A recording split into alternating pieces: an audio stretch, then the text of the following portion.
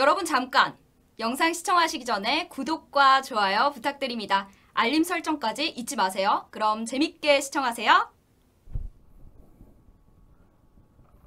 안녕하십니까. 신의 한수 김정기의 세계전망대 시작합니다. 오늘 주제는 트럼프 승리 전략, 펜실베니아를 방어하라. 트럼프의 모교냐, 바이든의 고향이냐입니다. 미국 대통령 선거가 11월 3일로 3주 앞으로 다가왔습니다. 코로나가 오기 전까지만 하더라도 트럼프의 연임은 예고되어 있었죠. 그도 그런 것이 재선 승리의 제일 중요한 요인이 경제 문제인데요. 트럼프의 경제 성적표가 좋았기 때문입니다. 그런데 코로나가 미국 경제를 최악의 상황으로 몰고 가버렸습니다. 재선가도에 빨간불이 켜진 거죠. 그럼에도 불구하고 기회는 있었습니다.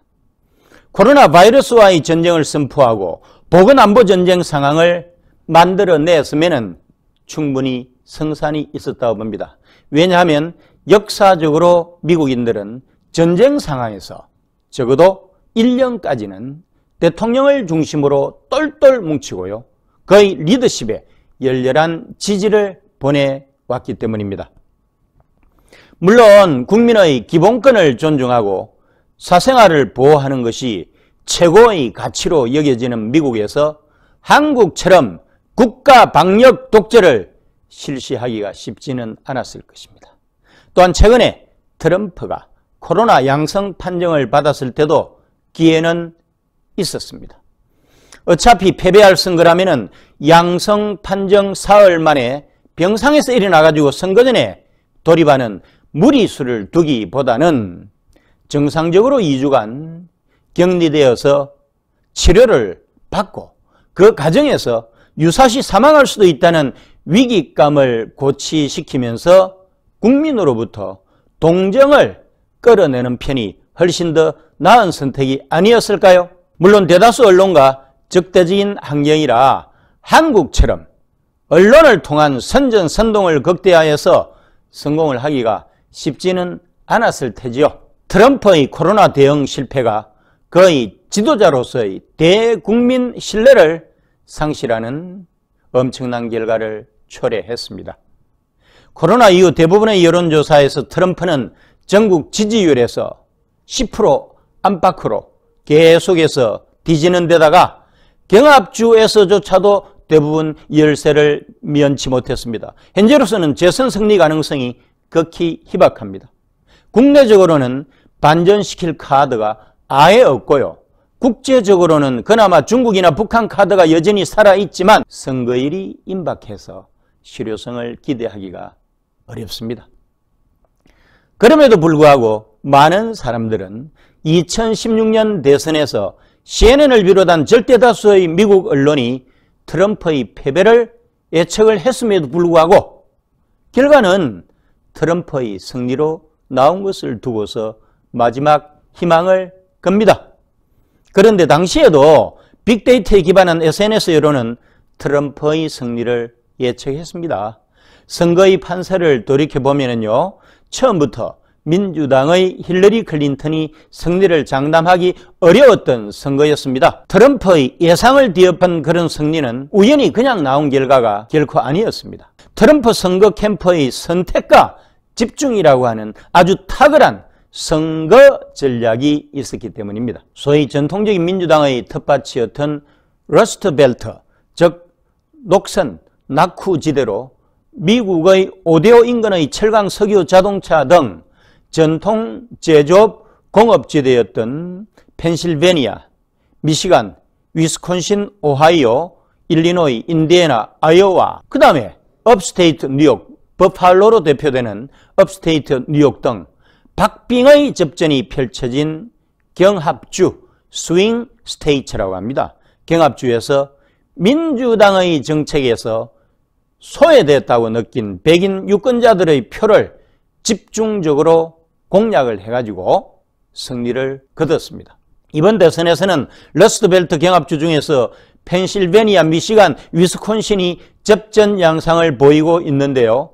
이 중에서도 선거인단 538명 중에 20명인 펜실베니아가 선거의 성패를 결정할 것 같습니다.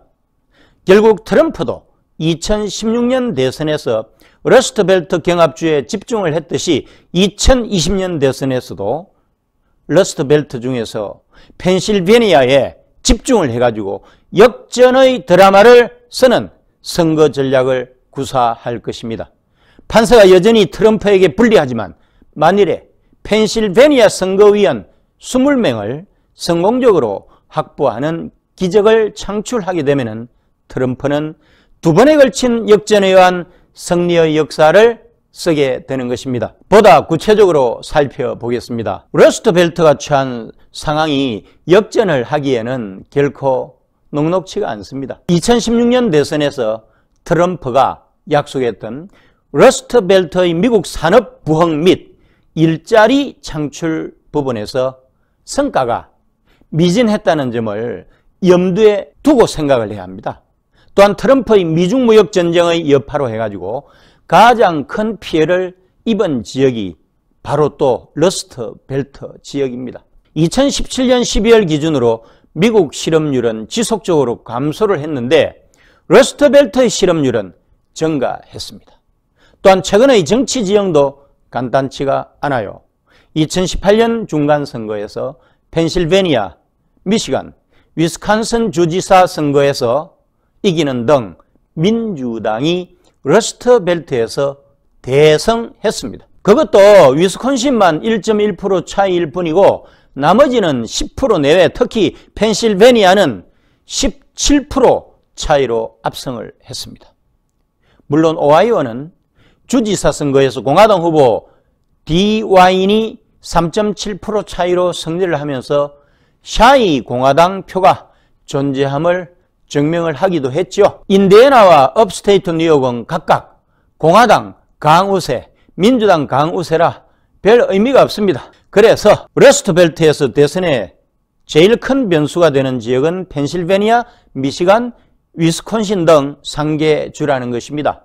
트럼프는 소위 3대 경합주로 꼽히는 미시간에서 43.2% 대 50.2%, 펜실베니아 44.5% 대 49.6%, 위스콘신 42.5% 대 49.2% 등 모두 바이든 후보에게 오차 범위 밖에 해당하는 5.1%에서 7%의 열세를 보였습니다.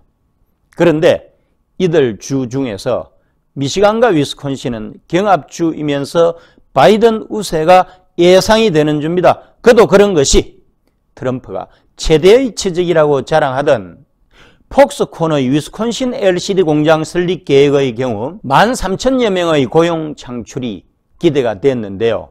2019년 1월 폭스콘이 상황이 변화된 것을 이유로 해서 이를 전면적으로 재검토한다고 밝혔습니다. 제너럴 모터스의 경우도 마찬가지예요. 트럼프의 정책과는 무관하게 2018년 11월 미시간에 있는 생산 라인을 폐쇄할 예정이라고 밝혔습니다.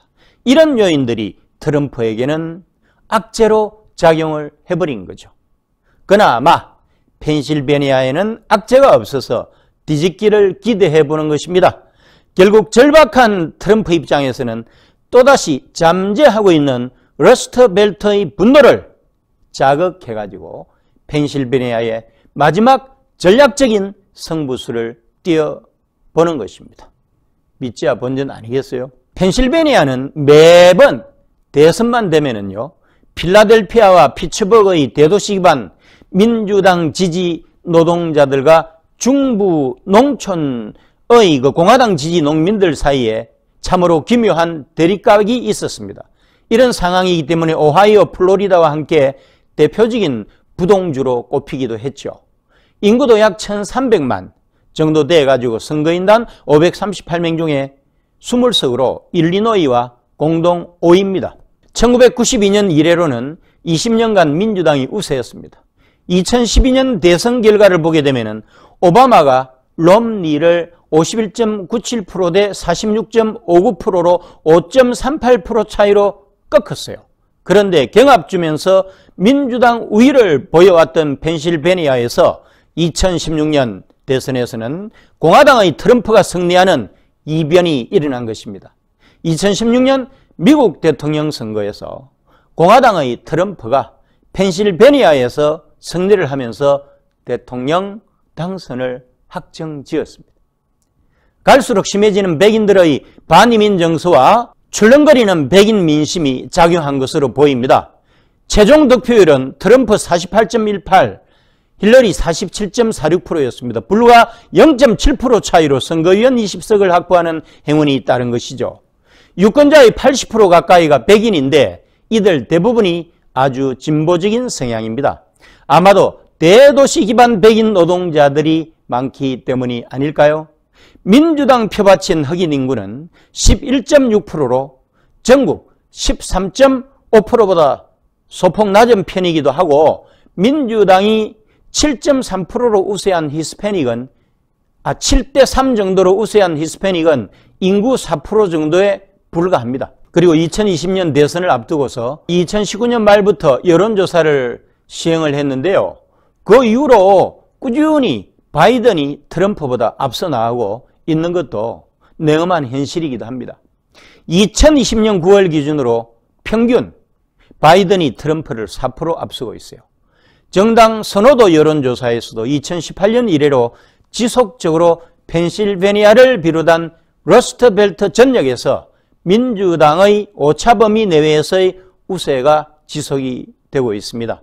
이는 러스트벨트가 위에서 언급을 한 것처럼 전통적인 민주당 강세 지역인 것에 덧붙여서 트럼프에게 경제적 문제 해결에 대한 기대를 걸었던 러스트벨트의 백인 저소득층, 중산층 노동자들과 중소규모 자영업자들이 체감할 만한 임금 문제와 일자리 문제, 체감 경기 문제 해결이 따라주지 않았기 때문으로 판단이 됩니다. 여기에 2020년에 접어들면서 러스트벨트 지역의 민심이 코로나 바이러스 감염증의 미국 내 확산과 이로 말미암아 경제적 충격과 대규모 실업 사태로 인해서 대통령인 트럼프에 대한 지지에서 더욱더 멀어지게 되면서 트럼프와 공화당의 지지율 회복 시대에 엄청나게 부정적인 악영향을 미치고 있는 것이죠.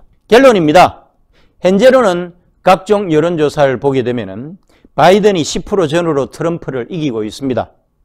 심지어 2016년 대선에서 바이든 승리를 예측을 했던 폭스뉴스도 바이든의 승리를 예측하고 있습니다. 그래서 이변이 없는 한 그렇게 될 것입니다. 그러나 속단은 건물입니다. 2016년 대선에서 역전의 드라마를 쓴 트럼프니까 마지막까지 지켜봐야 합니다. 2020년 미국 대통령 선거 최종 승부처인 펜실베니아에서 트럼프의 모교 펜실베니아대가 셀지 아니면 바이든의 고향 펜실베니아주 스크랜턴이 셀지는 두고 볼 일이라는 것입니다. 오늘도 함께해 주신 애청자 여러분 감사합니다. 구독과 좋아요 버튼을 꼭 눌러주세요. 여러분의 성원이 엄청난 힘이 됩니다. 고맙습니다. 이게 뭐냐면요, 복세 편살입니다. 복잡한 세상 편하게 살자. 요거 케이크 같죠? 이렇게 딱 하면 케이크. 이 안에 몇 포가 들어있냐? 60포가 들어가 있습니다. 60포. 아하. 이렇게 보증서가 들어가 있고요. 그리고 요게 세 박스인데 뒤에 딱 열면 또 하나가 있죠. 그래서 60포가 들어가 있습니다. 근데 이게 뭐냐? 이 한 포 한 포가요, 큰 거를 농축한 겁니다. 그래서 굉장히 걸쭉하게 들어가 있는데 젊은 분들 되게 좋아해요. 일단 케이스가 멋있지 않습니까? 그리고 안에가 간편하게 돼 있습니다. 그래서 건강 지키실 수 있을 때 지켜야 됩니다. 자, 우리 유채링이 이제 어제도 먹었지만. 고맙습니다. 자, 이게 복세 편살이요. 여러분들께서 늘 저희가 광고해드렸지만은 구전녹용의 엑기스 버전입니다. 여러분들께서 저희 흔히 광고로 말씀드렸던 그 구전녹용 구전녹용 이런 거 있지 않습니까? 그 한 포를 여기에 담아냈다. 얼마나 걸쭉한지 잘 안 떨어져요. 이렇게 해도. 그만큼 농축되어 있는 이 녹용 성분, 그리고 무엇보다도 이 녹용이 어느 녹용이냐? 러시아 알타이고화국 아바이스크 녹용, 중앙아시아 쪽에 위치하고 있는데요. 그곳에서 정말 혹한의 시베리아 추위를 견뎌낸, 그래서 밀도감이 매우 훌륭한 러시아산 원용, 아바이스크산 원용을 이용해서 만들어낸 것이 바로 이 구존 녹용 복세 편살이라는 거.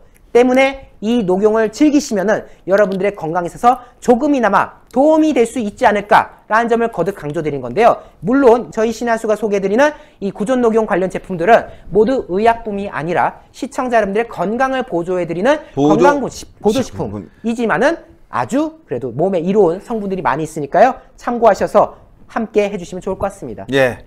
자, 농축된 액을 드시는데요. 원래 가격이 28만 8천 원입니다. 근데 30%를 딱 쳐갖고 말이죠. 가격이 얼마냐? 19만 8천 원인데 010-9798-8811 9798-8811로 지금 문자 주시면은 주문을 받을 수가 있습니다.